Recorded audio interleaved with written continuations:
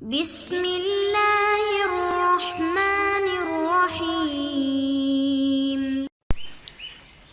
بسم اللہ الرحمن الرحیم۔ السلام علیکم ورحمۃ اللہ وبرکاتہ۔ ناظرین، اللہ تعالیٰ کے فضل و کرم سے امید ہے کہ آپ خیریت سے ہوں گے۔ سبق نمبر 108 اور جغرافیہ قرآنی میں آج ہم بات کریں گے غزوہ بنی مصطلق اور واقعہ افک کا۔ ناظرین، جغرافیہ قرآنی کے آخری اسباق ہیں اور حضور صلی اللہ علیہ وسلم کے غزوات سے متعلق جو قرآن مجید کے اندر تفصیلی واقعات ذکر ہیں، تو ہم انہی کو ٹچ کر رہے ہیں، اور درمیان میں جو چھوٹے واقعات ہوئے ہیں جن کا قرآن مجید میں اتنا تفصیل سے ذکر نہیں ہے، تو ان کا ذکر ہم نہیں کر رہے، کیونکہ ان کے لیے مستقل فن سیرتی جغرافیہ کے نام سے موجود ہے۔ تو غزوہ بنی مصطلق میں چونکہ دو اہم واقعات پیش آئے ہیں اور اس میں قرآن مجید میں خوب تفصیل کے ساتھ ذکر فرمایا ہے، ان میں سے ایک حضرت عائشہ رضی اللہ عنہ کے اوپر جو افک یعنی تہمت لگی تھی اسی غزوے کی سے واپسی پر، اور دوسرا یہاں پہ دو مہاجر اور انصاری صحابی آپس میں ان کی کچھ تلخ کلامی ہو گئی تھی اسی غزوے کے موقع پر، تو آپ صلی اللہ علیہ وسلم نے اس کو ختم فرمایا تھا۔ تو یہ دو واقعات یہاں پہ پیش آئے تھے، تو ان کا آج ہم تذکرہ کریں گے، اور غزوہ بنی مصطلق کا پس منظر اور پیش منظر اس کو دیکھیں گے، اور کہاں پہ یہ غزوہ پیش آیا اس کو بھی ہم دیکھنے کی کوشش کریں گے۔ ناظرین، اس کی سب سے پہلے تاریخ طے کر لیتے ہیں۔ تو یہ غزوہ بنی مصطلق تقریباً 2 شعبان سن 5 ہجری میں رونما ہوا، اور 2 شعبان سن 5 ہجری میں حضور صلی اللہ علیہ وسلم اپنے صحابہ کرام کے لشکر کو لے کر اس غزوے میں شریک ہوئے تھے اور بنی مصطلق کی طرف چلے تھے۔ اب پہلے دیکھ لیتے ہیں کہ یہ بنو مصطلق قبیلہ کہاں پر رہتا تھا۔ تو یہ مکہ مکرمہ کے قریب تھا، یعنی مدینہ منورہ سے دور جنوب کی طرف مکہ مکرمہ کے قریب قدید نامی جگہ ہے، اس کے پاس مریسی نامی ایک کنواں ہے، بنی مصطلق وہاں پہ رہتے تھے۔ اور یہ مصطلق جو ہے یہ جزیمہ بن سعد بن عامر، یہ ان کا ایک بڑا سردار پہلے ہوتا تھا، اسی کے نام سے اس کا چونکہ لقب ہے تو اسی کے لقب سے یہ بنو مصطلق بھی کہا جاتا ہے، اور ان کو غزوہ مریسی بھی کہا جاتا ہے، چونکہ مریسی کنویں کے پاس یہ غزوہ ہوا تھا۔ یہاں پہ دیکھیں تو یہ مدینہ اور منورہ اوپر ہے، اور یہاں سے نیچے آئے ہیں حضور صلی اللہ علیہ وسلم اس غزوے کے لیے۔ تیر کا نشان آپ دیکھ رہے ہیں، تو یہ نیچے ہے مریسی، یہاں پہ یہ مریسی تھا، یہ نیچے مکہ مکرمہ ہے اور یہ قدید کے قریب ہے۔ تو یہ مکہ مکرمہ اور مکہ مکرمہ گویا کہ آپ ایسے سمجھ لیں کہ یہ مدینہ منورہ اور مکہ مکرمہ کے درمیان میں یہ اس جگہ پہ یہ مریسی تھا، یعنی بحیرہ قلزم کے مشرق کی طرف، اور یہ قدید ہے، یہ قدید نامی جگہ اس کے پاس۔ یہ چونکہ قبیلہ جو مریسی یعنی بنی مصطلق تھا، تو یہ قبیلہ بنی خزاعہ کا قریبی تھا، تو ابھی ہم جا کر بیان کرتے ہیں۔ تو اس لیے خزاعہ کی ایک شاخ تھی یہ، اور اس لیے یہ قریب میں خزاعہ بھی رہتے تھے، اور یہاں پر یہ واقعہ پیش آیا، اور یہاں سے پھر واپسی پر کچھ واقعات پیش آئے ہیں، تو ان کا ہم انشاءاللہ ابھی تذکرہ کرتے ہیں۔ تو جیسے کہ ابھی ہم نے بتایا کہ یہ قبیلہ بنو خزاعہ کا قریبی قبیلہ ہے بنو مصطلق، لیکن بنو خزاعہ تو آپ نے پہلے بھی اسباق میں پڑھ لیا ہے کہ یہ قبیلہ بنو خزاعہ حضور صلی اللہ علیہ وسلم کا رازدان قبیلہ تھا، اور ماشاءاللہ کافی حمایتی قبیلہ تھا، اور ہر راز کی بات جو بھی ادھر ادھر قبائل جنگ کے لیے تیار ہوتے تھے مسلمانوں کے خلاف، تو یہ قبیلہ بنو خزاعہ آ کر فوراً خبر دے دیتا تھا۔ لیکن اسی کا قریبی ہونے کے باوجود بھی یہ قبیلہ بنو مصطلق پھر بھی حضور صلی اللہ علیہ وسلم کا اور مسلمانوں کا مخالف تھا، اور ان کے خلاف طرح طرح کی سازشیں کر رہا تھا۔ تو یہ قریش کے ساتھ بنو مصطلق کا یہ قبیلہ ملا ہوا تھا۔ تو جب حضور صلی اللہ علیہ وسلم کو کہیں سے خبر ملی کہ یہ قبیلہ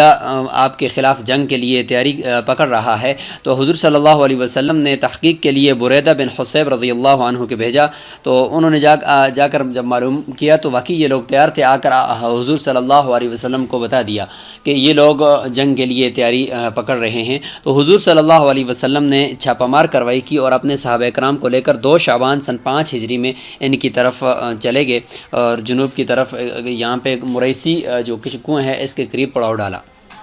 اور کچھ لوگ اس قبیلہ بنو مصطلق کے قتل ہو گئے، اور حارث بن زرار ان کا سردار تھا اس وقت، تو ان کو شکست فاش ہو گئی، اور حضور صلی اللہ علیہ وسلم اور ان کے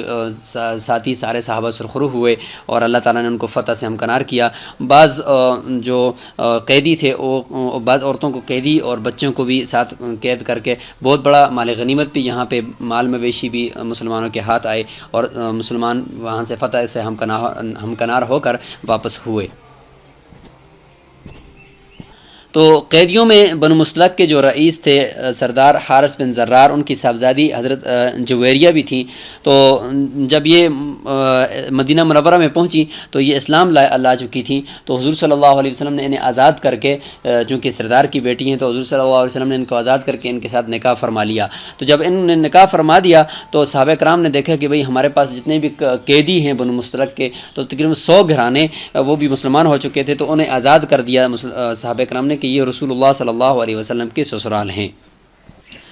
جیسا کہ ہم نے سبق کے شروع میں بتایا تھا کہ ناظرین اس واقعے میں واپسی پر یعنی اس غزوے میں واپسی پر 2 اہم واقعات پیش آئے تھے۔ ان میں سے ایک یہ ہے کہ اس جنگ میں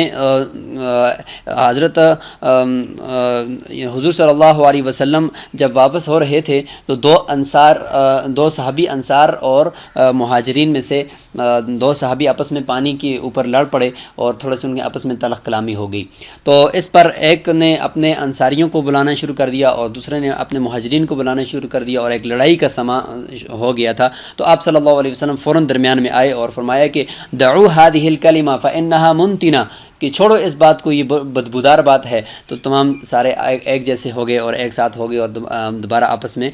صلح ہو گئی اور یہ لڑائی ختم ہو گئی۔ تو یہ ایک واقعہ اس میں پیش آیا، جس میں یہ بھی عبداللہ بن ابی منافق درمیان میں تھا، تو اس نے فتنہ یہ برپا کیا کہ آپس میں لڑانا چاہتا تھا مہاجرین اور انصار کو۔ تو جب دیکھا کہ یہ تو آپس میں صلح ہو گئی ہے تو فوراً یہ کہنے لگا کہ ہمارے انصار کو انہوں نے یہ کہا ہے، تو ہم جب مدینہ کے اندر جائیں گے تو ہم میں سے عزت والے لوگ ذلیل لوگوں کو وہاں سے نکال دیں گے۔ ذلیل سے مراد نعوذ باللہ مسلمان ہی مراد تھے۔ تو حضرت زید بن ارقم رضی اللہ عنہ نے آ کر حضور صلی اللہ علیہ وسلم کو خبر دے دی کہ وہ تو یہ کہہ رہا ہے۔ تو اس پر حضور صلی اللہ علیہ وسلم نے جب ان سے پوچھا عبداللہ بن ابی سے کہ آپ نے یہ کہا ہے، تو فوراً قسم کر کے انکار کر دی کہ میں نے تو ایسی کوئی بات نہیں کی۔ تو اسی پر سورہ منافقون میں اللہ تعالیٰ نے تفصیل کے ساتھ اس کا ذکر فرمایا ہے، اور تفصیل کے ساتھ سورہ منافقون 28ویں پارے کے اندر اس کا ذکر موجود ہے۔ تو یہ ہے سورہ منافقون، جس میں اللہ تعالیٰ فرماتے ہیں کہ وَإِذَا قِيلَ لَهُمْ تَعَالَوْا يَسْتَغْفِرْ لَكُمْ رَسُولُ اللَّهِ لَوَّوْا رُؤُوسَهُمْ وَرَأَيْتَهُمْ يَصُدُّونَ وَهُمْ مُسْتَكْبِرُونَ۔ اور آگے انہوں نے یہ کہا تھا کہ هُمُ الَّذِينَ يَقُولُونَ لَا تُنْفِقُوا عَلَى مَنْ عِندَ رَسُولِ اللَّهِ حَتَّى يَنْفَضُّوا يَقُولُونَ لَئِن رَجَعْنَا إِلَى الْمَدِينَةِ لَيُخْرِجَنَّ الْأَعَزُّ مِنْهَا الْأَذَلَّ، کہ یہیں اوپر بھی انہی کی صفات تھی منافقین کی، اور نیچے یہ بات آخر میں اسی واقعے سے کی طرف سے متعلق اور ریلیٹڈ ہے کہ کہتے ہیں کہ ہم اگر مدینہ کی طرف لوٹ کے تو ہم میں سے عزیز لوگ ذلیل لوگوں کو نکال دیں گے۔ تو وَلِلَّهِ الْعِزَّةُ وَلِرَسُولِهِ وَلِلْمُؤْمِنِينَ وَلَكِنَّ الْمُنَافِقِينَ لَا يَعْلَمُونَ۔ تو ناظرین غزوہ مصطلق سے واپسی پر دوسرا واقعہ، بہت بڑا واقعہ پیش آیا کہ واپسی پر حضرت عائشہ رضی اللہ عنہا کو قضاء حاجت کی ضرورت پڑی۔ ایک جگہ پڑاؤ ڈالا ہوا تھا مسلمانوں نے، تو وہ قضاء حاجت کے لیے تھوڑا سا دور چلی گئیں، اور واپسی پہ جب آئیں تو ان کا ہار، ان کو پتہ چلا کہ ہار میرا کہیں گر گیا ہے، تو اس کو ڈھونڈنے کے لیے واپس چلی گئیں۔ جب واپس گئیں تو ڈھونڈنے میں دیر لگ گئی۔ واپس جب آئیں تو چونکہ وہ چھوٹے قد کی تھیں اور چھوٹی عمر کی تھیں، تو جب کجاوے رکھے گئے اونٹوں کے اوپر، تو سب صحابہ نے بھی یہ سمجھا ہوگا کہ شاید ازواج مطہرات اور یعنی حضرت عائشہ رضی اللہ عنہا بھی اس کے اندر موجود ہوں گی، تو قافلہ چل پڑا اور وہ وہیں پہ اکیلی رہ گئیں۔ تو انہوں نے اپنے یعنی ذہانت کا استعمال کرتے ہوئے وہیں پہ بیٹھ گئیں کہ کہیں مجھے ڈھونڈنے والے جب آئیں گے تو وہ یہیں پہ مجھے آ کر پا لیں گے، تو وہیں پہ لیٹ گئیں۔ تو ایک صحابی جس کی ذمہ داری تھی حضرت صفوان بن معطل رضی اللہ عنہ، تو وہ پیچھے آئے اور انہوں نے دیکھا کہ حضرت عائشہ رضی اللہ عنہا پر نظر پڑ گئی، تو چونکہ قبلہ یعنی وہ جو پردہ کی آیتیں ہیں وہ اترنے سے پہلے آپ کی نظروں پر پڑی تھی، تو اس لیے پہچان لیا، انا للہ و انا الیہ راجعون کہا، تو اونٹ ان کے سامنے پیش کیا، تو حضرت عائشہ رضی اللہ عنہ اونٹ پر سوار ہو گئی، اور حضرت صفوان بن معطل آگے لگام پکڑ کر چلے اور جا کر کے قافلے کے ساتھ مل گئے۔ تو اس پر پھر دوبارہ منافقین کو ایک موقع مل گیا، اور انہوں نے ایک بہت بڑا بہتان باندھ دیے کہ دیکھو ایک صحابی کے ساتھ نعوذ باللہ ایک بندے کے ساتھ ازواج مطہرات میں سے حضرت عائشہ نے